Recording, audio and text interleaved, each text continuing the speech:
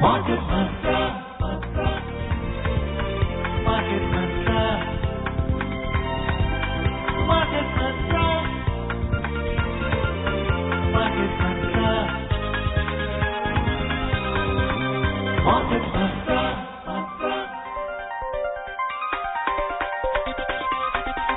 Market Mantra.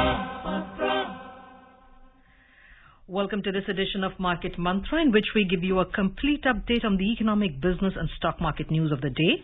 I am Anubha Rohatgi, and with me is my co-anchor in Hindi, Sonu Sood. धन्यवाद अनुभा। नमस्कार श्रोताओं, market मंत्र में आपका स्वागत है। रोज की तरह आज भी हम देश और दुनिया से आर्थिक, व्यापारिक और शेयर बाजार के ताजा समाचार लाएंगे और उन पर चर्चा करेंगे। चर्चा के लिए कार्यक्रम में आमंत्रित है वरिष्ठ आर्थिक विशेषज्ञ doctor SP Sharma. Doctor Sharma नमस्कार, स्टूडियो में आपका स्वागत है। जी शुक्रिया, थैंक यू। और अब हेडलाइंस के साथ है अनुभा रोहत की। Thank you Sonu. Domestic stocks log modest gains amid mixed cues from global share markets. Rupee appreciates 16 paisa against the US dollar, and Brent crude prices hover around $111 per barrel. मिले जुले वैश्विक बाजारों के बीच घरेलू बाजार मामूली बढ़त में रहे। रुपए में डॉलर के मुकाबले आई 16 पैसे की मजबूती और ब्रेंट कच्चे तेल का मूल्य $111 प्रति बैरल के करीब रहा।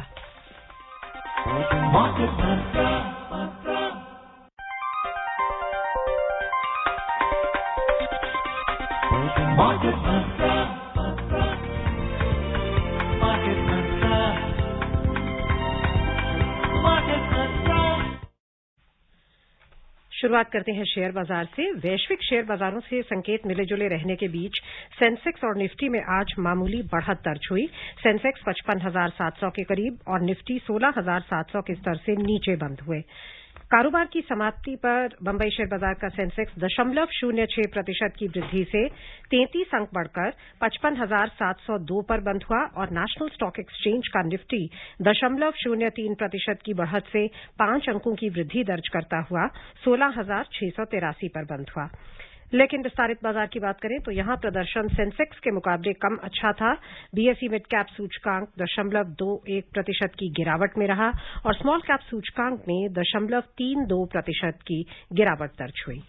The Sensex and the Nifty today added marginally amid mixed cues from global share markets. The Sensex at the Bombay Stock Exchange closed near 55,700 points, while the Nifty at the National Stock Exchange remained below the 16,700 level. The Sensex gained 33 points or 0.06% to finish at 55,702, while the Nifty appreciated 5 points or 0.03% to close at 16,683. In the broader market at the BSE, the mid-cap and the small-cap indices underperformed the Sensex. The mid-cap fell 0.21% and the small-cap index ended 0.32% down. In the Sensex pack, 14 companies logged gains while 16 declined. Tech Mahindra gained the most as it rose around 4.1%, followed by Infosys, which added 3.2%. HCL climbed 2.7% and Wipro surged 1.9%. On the other hand, IndusInd Bank declined 4.3%, while Nestle India fell 2.8%. Ultratech Cement ended 2.6% down, while Sun Pharma plunged 2.5%. In sectoral indices at BSE, 10 indices climbed while 9 indices logged losses. Power and IT indices gained 1.9% and tech ended 1.8% up. On the other side, reality index plunged 1.6% and healthcare index declined 0.6%. The overall breadth of the BSE trade was negative as shares of 1,448 companies gained while 1,899 fell. Shares of 114 companies remained unchanged. रुपए की बात करें तो अंतर banking विदेशी मुद्रा बाजार में रुपया डॉलर के मुकाबले 16 पैसे की मजबूती दर्ज करता हुआ 76 रुपए 26 पैसे प्रति डॉलर के स्तर पर बंद हुआ। 6 प्रमुख मुद्राओं की तुलना में डॉलर की मजबूती मापने वाला डॉलर सूचकांक 0.69% की वृद्धि से 103.3 पर पहुंच गया। डॉक्टर शर्मा, आज लगभग फ्लैट रहा है बाजार। कैसे देखते हैं आप बाजार की स्थिति को? कल हमने खासी गिरावट देखी। कौन से फैक्टर्स अभी आपको लगता है बाजार पर हावी रहेंगे आने वाले दिनों में? देखिए, मार्केट्स को मैं देख रहा हूं कि कंसोलिडेट करती हुई दिखाई दे रही हैं, क्योंकि काफी सारे फैक्टर थे जो अनसर्टेनिटीज क्रिएट हुई। पहले तो वापस को जो कोरोना के केसेस रीइमर्ज हुए और साथ ही जो रशिया यूक्रेन का कॉन्फ्लिक्ट अभी चल रहा है उसका तो मेजरली इम्पैक्ट फाइनेंशियल मार्केट्स के ऊपर काफी कंफ्यूज्ड हैं पिछले 1-1.5 महीने से। और फिर ये जो तीसरा फैक्टर था कि शायद अभी reserve bank of India inflation के मद्देनजर कुछ रेट हाइक करेगा और उधर से फेड भी अपना और हाइक करेगा, तो ऐसी अनसर्टेनिटीज बनी हुई थी जिनमें से 2 शायद क्लियर हो गई हैं। एक तो कि आरबीआई ने जो रेट हाइक करना था वो नी जर्क रिएक्शन जो आरबीआई ने किया है, मैं उसको ये कहूंगा कि ये नी जर्क रिएक्शन नहीं था शायद कि 40 बेसिस पॉइंट से जो इंक्रीज किया गया, क्योंकि ज्यादातर जो एक्सपेक्टेशंस होती हैं वो 15 बेसिस पॉइंट्स या फिर 25 बेसिस पॉइंट्स का लोग सोचते हैं, लेकिन आरबीआई ने शायद ये जरूरी भी था कि इन्फ्लेशन को कर्व करने के लिए ऐसा एक डिसीजन होना चाहिए। लेकिन ऐसे जो शॉकिंग ऐसे जो सरप्राइज होते हैं वो शायद इन्फ्लेशन को ज्यादा अच्छे से कर्व कर पाते हैं। ये एक उसी डायरेक्शन में लिया गया एक डिसीजन है। और दूसरा फेड ने जिस तरीके से वो एक एक्सपेक्टेशन थी कि इतना शायद इंक्रीज करेगा, उनकी तरफ से कोई ऐसा नी जर्क रिएक्शन नहीं हुआ है, शायद अनएक्सपेक्टेड रिएक्शन नहीं हुआ उनकी तरफ से, तो शायद उसी वजह से मार्केट कल बहुत ही गिरावट में गई और आज थोड़ा संभलते हुए नजर आई, क्योंकि फेड ने जो डिसीजन लिया वो एक्सपेक्टेड था कि ऐसा होगा।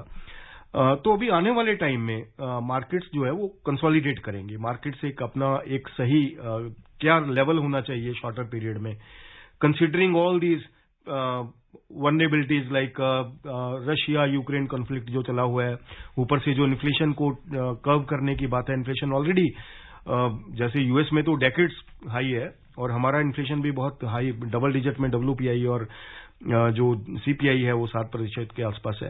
तो इन सब चीजों को एड्रेस करने के लिए आरबीआई का ये जो डिसीजन है, शायद ये तो इस जंक्चर पे शॉर्टर पीरियड में सही है, लेकिन आने वाले टाइम में मैं ये देखता हूं कि ग्रोथ जो है मीडियम टू लॉन्ग टर्म में बहुत इम्पैक्ट होता है जब इंटरेस्ट रेट हाइक होते हैं। Dr. Sharma, you just said that it was a knee-jerk reaction from the RBI, but the rate hike was expected. It had been expected for some time, given the fact that, analysts were saying, economists were saying that this is happening the world over. The US Fed has done it.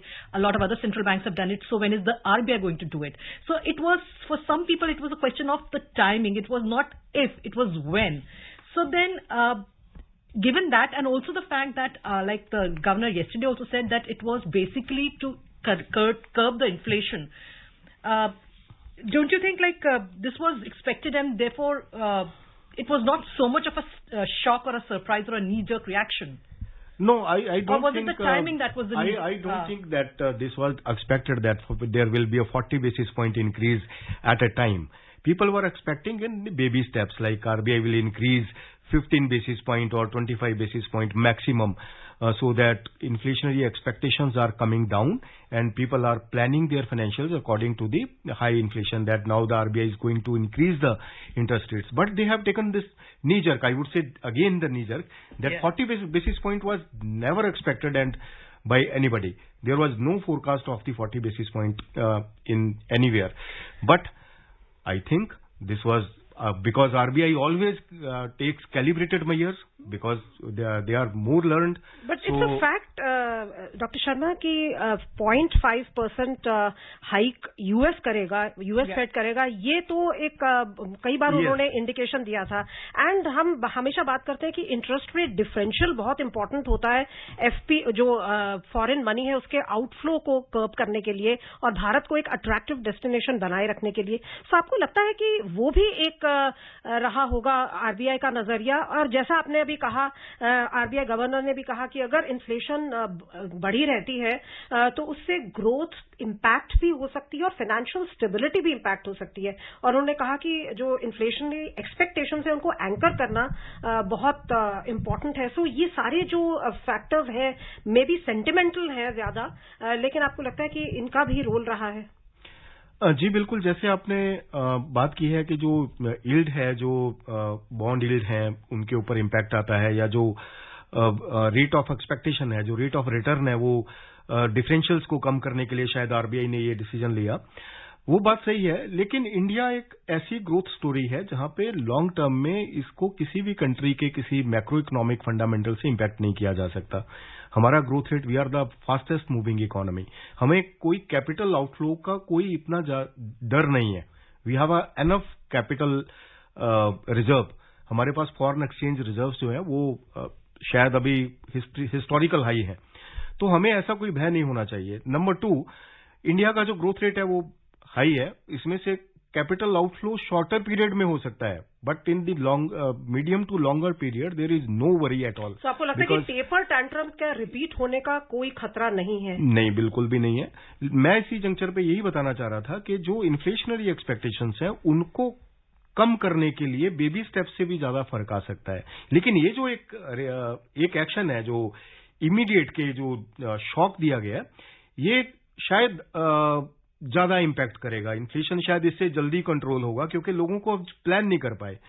Baby steps में क्या होता है कि लोग धीरे धीरे सोचते हैं कि इन्फ्लेशन हाई है, हमें थोड़ा डिसीजन जो है, तो आपको लगता है ये भी एक स्ट्रैटेजी है? ये एक स्ट्रैटेजी है, कैलिब्रेटेड स्ट्रैटेजी है, but I am expecting that आने वाले टाइम में आरबीआई शायद अगर इन्फ्लेशन कंट्रोल हो जाता है, शायद वो ये जो इंक्रीज किया है शायद उसको वापस भी ले ले।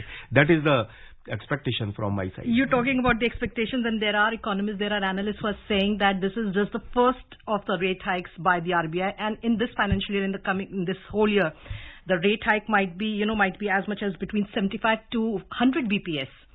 Given that, I mean, what do you think is what, according to your estimation, is going to be the rate hike, or will it be there? I don't think so that RBI is going to increase again and again such kind of knee-jerk or shocking rate hikes. There can be some increase, say 10-15 basis point, but not more than that, because RBI also knows that coronavirus impact is still there. Daunting impact has to be removed by the facilitation, more and more facilitation by the policy environment. They have already anticipated that economy will recover in the next 15 years by 2035. In their report, they have already mentioned that corona impact will be nullified in the next 15 years. So, I don't think that RBI will increase again and again the interest rates. That will impact the growth scenario very significantly, drastically. Doctor Sharma, RBI के लिए हमेशा एक वो रहता है, dilemma रहता है, growth और इन्फ्लेशन दोनों पर उनको ध्यान देना होता है। एंड इनफैक्ट जो गवर्नर हैं उन्होंने कहा है कि जो अपवर्ड रिस्क है ग्रोथ के लिए वही इन्फ्लेशन के लिए भी हैं, जो कंटिन्यू कर रहे हैं। जैसा आपने कहा कि जियोपॉलिटिकल जो टेंशन है वो कंटिन्यू करती जा रही है, ग्लोबल इन्फ्लेशन है, सप्लाई चेन डिस्ट्रप्शंस हैं कोविड की वजह से, जो फिर से चाइना में कोविड कर्ब्स बहुत कड़ी लगाई गई हैं। सो आरबीआई का कहना है कि 5.7% का जो उन्होंने अप्रैल में दिया था उसको भी वो उनको लग रहा है कि वो एक फोरकास्ट शायद बढ़ जाएगा। एंड 6.95% था लास्ट सीपीआई जो consumer price index. So definitely ये भी एक कंसिडरेशन है, inflation impacts the poor, in fact impacts everybody. जी बिल्कुल सोनू जी, आपकी बात सही है। इन्फ्लेशन हाई है, सीपीआई इन्फ्लेशन हाई है, डब्ल्यूपीआई इन्फ्लेशन हाई है, लेकिन इन्फ्लेशन के हाई होने की वजह ज्यादातर ये सप्लाई साइड से है, ज्यादातर ये स्टोक्ड बाय दी फ्यूल प्राइसेस। तो हम इसको डिमांड साइड से कर्व कर रहे हैं, हम डिमांड को खत्म करके, कम करके फिर इन्फ्लेशन को एड्रेस करने की कोशिश करेंगे, क्योंकि और कोई हमारे पास चारा नहीं है। हम सप्लाई साइड इश्यूज को एड्रेस नहीं कर सकते because they are caused by the international factors. वो इंटरनेशनल कमोडिटी प्राइसेस से, क्रूड प्राइसेस से स्टोक्ड है। तो हमारे पास एक ही इंस्ट्रूमेंट है कि हम अपना जो रेट है हाई कर दें, लोगों का सेंटीमेंट खराब हो जाए, जो लोग घर खरीदना चाहते हैं उनके ऊपर ईएमआई का बर्डन ज्यादा बढ़ जाए, जो लोग पर्सनल लोन लेना चाहते हैं उनको उतने रेट पे नहीं मिले, वो कम लें, तो इकोनॉमी में जो लिक्विडिटी है वो कम हो जाए और जो डिमांड फैक्टर है वो इम्पैक्ट होगा। तो जो सप्लायर्स हैं वो भी कम मात्रा में आगे खरीदेंगे और उनका भी डब्ल्यूपीआई इन्फ्लेशन भी नीचे आ जाएगा। तो ओवरऑल जो है स्ट्रेटजी बहुत अच्छी है, लेकिन हमें ये देखना होगा कि ग्रोथ भी हमें चाहिए। We have to create employment for growing young population, वो फैक्टर्स भी हैं, उनको भी साथ में लेके चलना होगा। तो हम एक बैलेंस बना के, और आरबीआई हमेशा करता है, दे आर ऑलवेज मतलब doing this, they are balancing the growth and inflation. जैसे ही उनको लगेगा, उन्होंने मेंशन किया है कि this accommodative stance will continue. तो जैसे आपने फिस्कल मेजर्स की जो बात की, सप्लाई साइड बॉटलनेक्स की बात की, आपको लगता है कि जो भी अभी तक एफर्ट्स हुए हैं, रिफॉर्म्स हुई हैं, सप्लाई साइड मैनेजमेंट बहुत अच्छी हुई है इन 2 वर्षों में? बिकॉज अभी सिर्फ यूक्रेन रशिया नहीं, हम 2 साल से पैंडेमिक का जो एरा है उसको झेल रहे हैं, एंड उसमें आत्मनिर्भर भारत शुरू हुआ, PLI स्कीम शुरू हुई, आपको लगता है कि यहाँ पर इन एफर्ट्स को और इंटेंसिफाई करना चाहिए एंड जो मॉनेटरी और फिस्कल पॉलिसी है वो मिलकर कॉम्प्लीमेंट करेंगे एक दूसरे जी बिल्कुल, आपने ये बहुत अच्छा प्रश्न किया है, क्योंकि मैं जो अगर सोचा जाए तो पहले स्टेट्स को दे शुड कम फॉरवर्ड, क्योंकि एक्साइज ड्यूटीज अगर कम हो जाएं जो पेट्रोलियम प्रोडक्ट्स के ऊपर हैं तो उससे भी काफी फर्क पड़ जाता है। ये जो जनता के ऊपर अगर असर आएगा ये गवर्नमेंट के ऊपर आ सकता था, थोड़ा रेवेन्यू कम होते, लेकिन किसी ने नहीं किया, तो उसका इम्पैक्ट अब आरबीआई ने फाइनली क्या डिसीजन लिया कि they have to curve the inflation. उन्होंने अपना जो उनके पास इंस्ट्रूमेंट है दे यूज्ड इट। तो कायदे से क्या होना चाहिए था कि जो सप्लाई साइड से जो एक्साइज ड्यूटीज एस्केलेट कर रही हैं प्राइसेस को, उनको थोड़ा कम कर दिया जाता तो उससे भी उतना ही फर्क पड़ जाता जितना अभी ये CRR और रेपो रेट बढ़ाने से पड़ेगा। We will continue with this discussion on Market Mantra, but after this short break. उपभोक्ताओं तक पहुंचने का सुलभ और सस्ता माध्यम है आकाशवाणी। आकाशवाणी के विभिन्न केंद्रों से कीजिए अपने उत्पादों और सेवाओं का प्रचार विज्ञापनों के माध्यम से। लोकल और राष्ट्रीय स्तर पर कीजिए अपने बिजनेस का विस्तार, क्योंकि आकाशवाणी में विज्ञापन बुकिंग हुई बहुत ही आसान। अब घर, दफ्तर या दुकान पर बैठे बैठे आप कर सकते हैं विज्ञापनों की बुकिंग। डायल कीजिए 8700014242। नंबर एक बार फिर नोट करें, 8700014242। Welcome back to the program Market Mantra. We have with us today Dr. S.P. Sharma as our guest. Dr. Sharma, we were just talking about the RBI's, yesterday's announcement of repo rate hikes. And like you said, here in India, inflation is also more due to the facts of, the international reasons, being crude oil prices or even edible oil prices going up and all, rather than demand. So given that, do you think the steps taken by the RBI alone will be sufficient to rein in the inflation, or does the government also need to do, supplement those steps by the RBI? I think there must be actions from the both sides, from the government side also and from the Reserve Bank of India side, because now only unilateral move by the Reserve Bank of India will impact the growth scenario. Now they have taken their step, like increase the repo rate and CRR, but going forward, now the state should also come forward to reduce the prices, because if the prices remain same at the higher level and the demand is impacted, then that will also create problem. Growth will not be reflected or growth will not be there. So I believe there must be calibrated and synchronized effort by both the monetary policy and by the fiscal policy and by the central government and by the state governments. Doctor Sharma, अगर हम growth indicators की बात करें, macro indicators की बात करें, तो जो नया फाइनेंशियल ईयर है उसका बहुत ही कहें कि अच्छा स्टार्ट हुआ है, वेरी हार्टनिंग स्टार्ट। अप्रैल के PMI मैन्युफैक्चरिंग 54.7 हो गया, 54 से बढ़कर। PMI सर्विसेज 57.4 पे पहुंच गया, 53.6 से बढ़कर। GST कलेक्शन हमने देखा है अप्रैल में 20% बढ़कर 1.7 लाख करोड़ पे पहुंच गई हैं। एक्सपोर्ट्स में जो मोमेंटम था पिछले वित्त वर्ष में वो अप्रैल में भी कंटिन्यूड रहा है, $38 बिलियन, 24% इंक्रीज। सो ये जो मोमेंटम है, आपको लगता है ये देखकर भी एक कुशनिंग मिलती है कि ग्रोथ ने गति पकड़ी हुई है, एंड इसलिए आप एक मॉनेटरी एक टाइटनिंग का स्टेप उठा सकते हैं, बिकॉज नॉर्मलाइजेशन कभी ना कभी तो हमें भी, हमारे सेंट्रल बैंक को भी उस नॉर्मलाइजेशन के पाथ पर चलना ही होगा। देखिए, इसमें मैं ये बताना चाहूंगा कि जो ग्रोथ है वो ठीक है, growth is anticipated at the higher level by many international organisations. IMF ने अच्छा प्रोजेक्शन दिया है, रिजर्व बैंक ऑफ इंडिया के भी अच्छे प्रोजेक्शंस हैं, गवर्नमेंट ऑफ इंडिया के भी, और बहुत सारे जो प्रोफेशनल फोरकास्टर्स हैं अच्छे, सभी ने जो लास्ट वित्त वर्ष था उसमें 9% के आसपास और इस साल के लिए लगभग कोई 8% के आसपास का सभी का अनुमान है। लेकिन इसमें इस ग्रोथ को सस्टेन करने के लिए हमें ग्रोथ एक ही साल के लिए नहीं चाहिए ना, हमें चाहिए सस्टेन्ड ग्रोथ कि एम्प्लॉयमेंट क्रिएट हो, हमारी जो ग्रोथ है एक पोटेंशियल लेवल पे जाए, हम 9-10% के ऊपर ग्रो करें, हम $5 ट्रिलियन की इकोनॉमी बने, हम एम्प्लॉयमेंट क्रिएट करें, हमारा मैन्युफैक्चरिंग की पार्टिसिपेशन बढ़े, वो 16-17% से इंक्रीज होकर 25% पर जाए।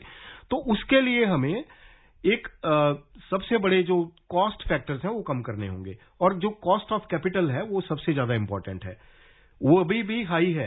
पहले भी हाई थी, जब 4% के ऊपर रेपो रेट था तब भी हाई थी as compare with many economies. But 6.5% थी 2 साल पहले। देखिए वो ठीक है, 6.5% से कम होकर 4 होगी, लेकिन 4 भी as compare with many economies, ये 4 भी हाई थी। और जो बैंक्स ने कैसे उसको परकोलेट किया आप जानते हैं, बैंक्स ने कितना स्लोली उसको ग्राउंड लेवल पे परकोलेट किया। पहले तो बहुत हाई, और जो बैंक से जो ब्याज मिलता है, जो एक तो उसमें बहुत फाइनेंशियल प्रॉब्लम्स आती हैं, खासकर जो एमएसएमई सेक्टर है उनको सही तरीके से विदाउट कोलेटरल मिलता भी नहीं है। तो ये सब इश्यूज हैं।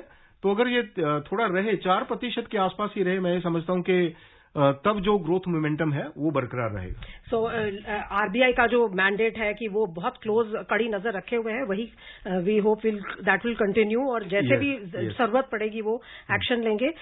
एक और मुद्दा है स्टॉक मार्केट से जुड़ा हुआ, उस पर आपकी टिप्पणी चाहेंगे। एलआईसी का जो आईपीओ आया है, आज हमने देखा है लगभग 90% सब्सक्रिप्शन पहुंच गया है। कैसे देखते हैं आप इस आईपीओ को? आपको लगता है कि रीजनेबल वैल्यूएशंस की वजह से ये IPO one of the biggest success हो सकता है? जी बिल्कुल, मेरे विचार से जो वैल्यूएशन हैं बिल्कुल रीजनेबल हैं। और दूसरा, लोगों में उत्साह बहुत है, एक पॉजिटिव सेंटीमेंट बना है। मैं तो खुद सोच रहा हूं कि मेरे को मिल जाए। तो लोगों में इतना उत्साह है कि हर एक व्यक्ति, मेरे ख्याल से कोई ऐसा व्यक्ति है जो नहीं अप्लाई कर रहा, जो कि एलिजिबल है। तो अच्छा सेंटीमेंट है और अच्छा, लेकिन ये जो ग्लोबल फैक्टर्स हैं शायद उनकी वजह से मार्केट इंपैक्टेड रहे, वॉलेटाइल रहे। लेकिन मैं ये समझता हूं कि मीडियम टू लॉन्ग टर्म ये एक बहुत अच्छा इन्वेस्टमेंट रहेगा लोगों के लिए।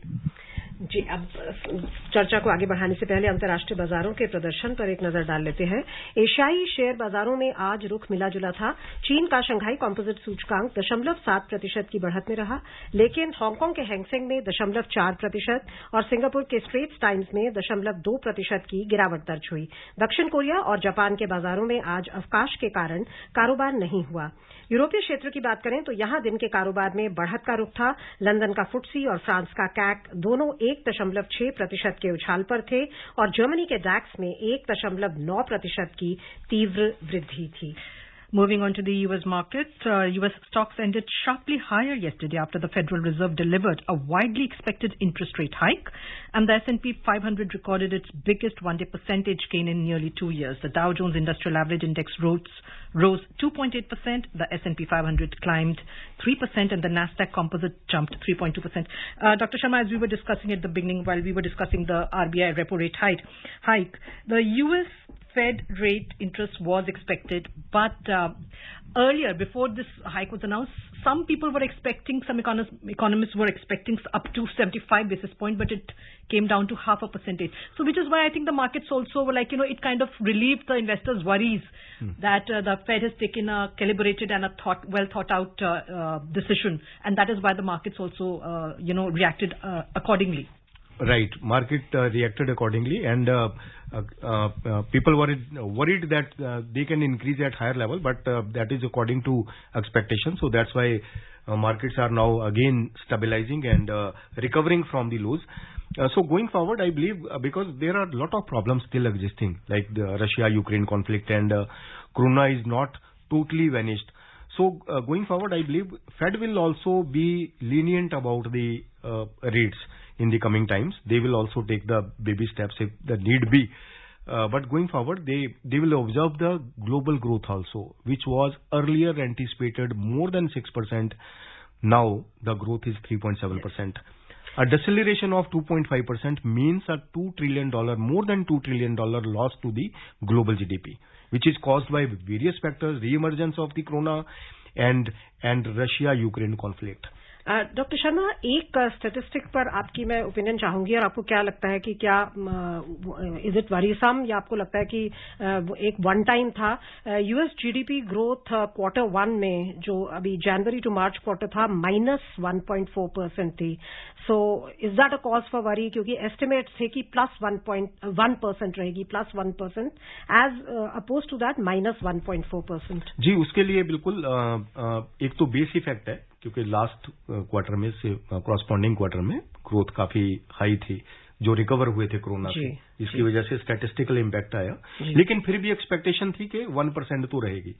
लेकिन ये माइनस होने का कारण है क्योंकि यूएस का जो रिकवरी था उस लेवल पे सस्टेन नहीं कर पाया, जिसकी वजह से अभी फेड ऐसे डिसीजन नहीं ले रहा है। और एक वेव भी आ गई ओमिक्रॉन की, और एक वेव आ गई, और दूसरा ये वेव खत्म होते ही खत्म भी नहीं हुई थी कि रशिया यूक्रेन कॉन्फ्लिक्ट शुरू हो गया। तो जिस वजह से अब फेड भी अपना बहुत ही कैलिब्रेटेड स्टेप्स में चल रहा है कि कहीं ऐसा ना हो कि जो रिकवरी हुई है उसको वापस इंपैक्ट हो जाए।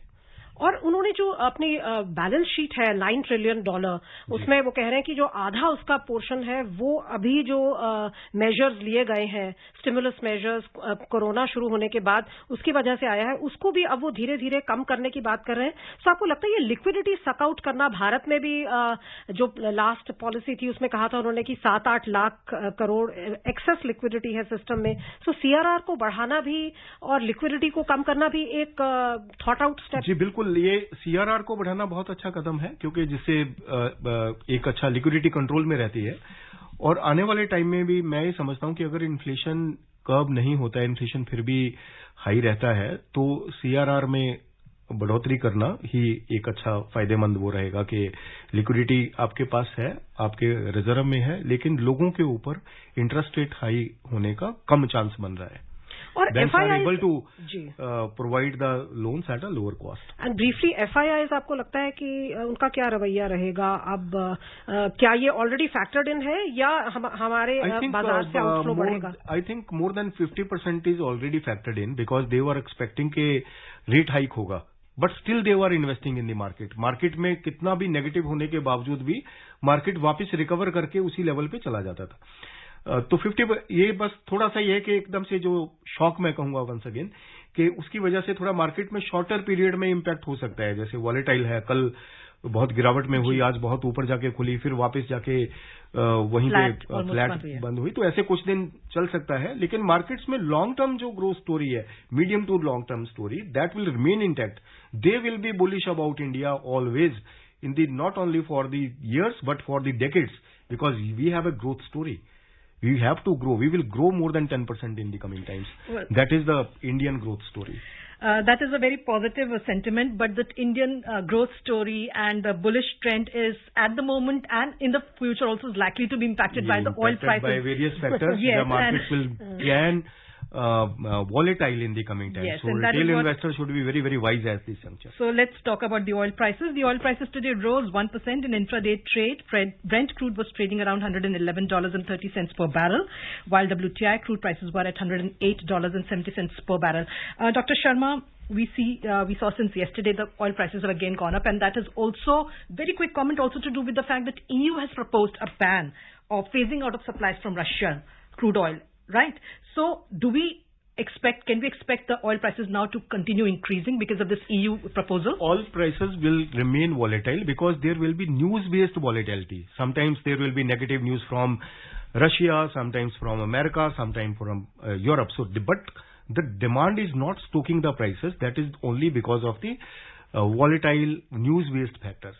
आइए अब चले प्रेशियस मेटल्स की ओर। मल्टी कमोडिटी एक्सचेंज में जून अनुबंध वाला सोना 815 रुपए की बढ़त से 51,425 रुपए प्रति 10 ग्राम रहा। मई अनुबंध वाली चांदी भी 1,605 रुपए की तेजी से 63,720 रुपए प्रति किलो दर्ज हुई। न्यूयॉर्क मर्केंटाइल एक्सचेंज में दिन के कारोबार में सोना तेजी के साथ $1,904.50 प्रति आउंस पर था। चांदी भी बढ़त दर्ज करती हुई $23 प्रति आउंस पर थी। ब्रीफली आपको लगता है इस पूरे अनसर्टेनिटी के सिचुएशन में प्रेशियस मेटल्स स्पेशली सोना उसमें चमक बनी रहेगी? तो सोने की शाइन कभी खत्म नहीं होगी बिकॉज ये जो इंटरनेशनल फैक्टर्स ऐसे हैं जो कि सोने को हमेशा चमका के रखेंगे। लेकिन थोड़ा कभी डॉलर स्ट्रांग हो जाता है तो करेक्शंस आती रहेंगी, that can not be ruled out.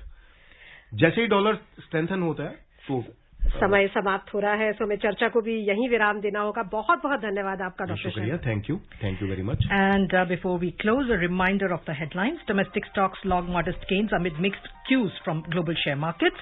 Rupee appreciates 16 paisa against the US dollar, and Brent crude prices hover around $111 per barrel.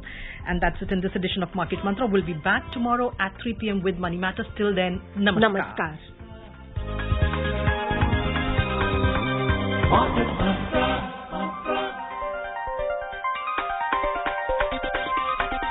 Market Mantra.